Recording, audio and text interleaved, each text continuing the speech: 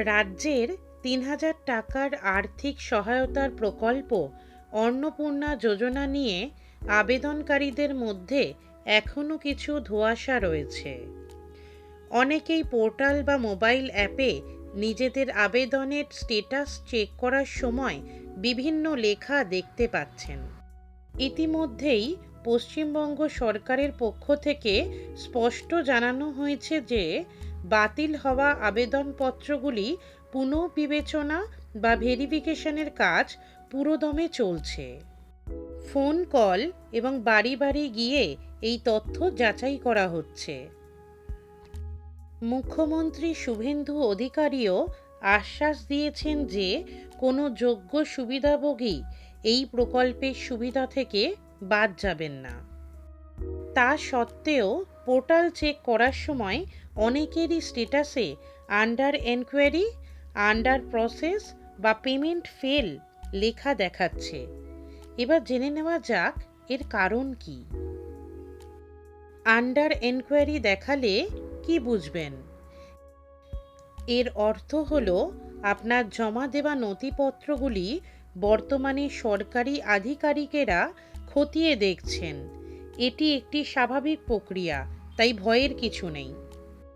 Payment fail দেখালে কি বুঝবেন?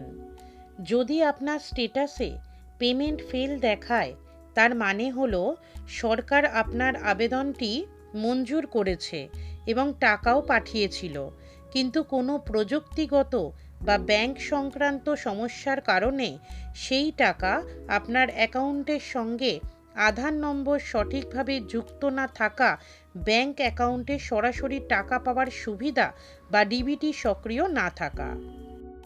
আপনার আধার কার্ড, রেশন কার্ড, আবেদনপত্র এবং ব্যাংক অ্যাকাউন্টের তথ্যের মধ্যে বানানে বা নামে কোনো অমিল থাকা, ব্যাংক অ্যাকাউন্টটি দীর্ঘদিন লেনদেন না করার ফলে কেওয়াইসি আপডেট না থাকা, এই কারণগুলি থাকলে পেমেন্ট ফেল দেখাবে।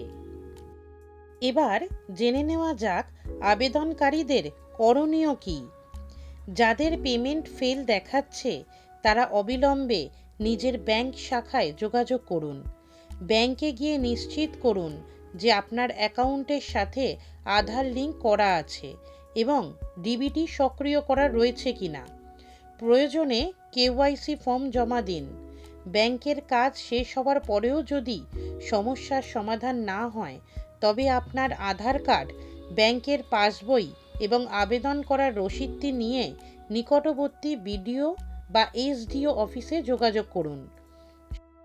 সরকার জানিয়েছে তথ্য যাচাইয়ের কাজ ক্রমাগত চলছে। ত্রুটিগুলি সংশোধন করা মাত্রই সমস্ত যোগ্য আবেদনকারীর অ্যাকাউন্টে প্রকল্পের টাকা চলে আসবে।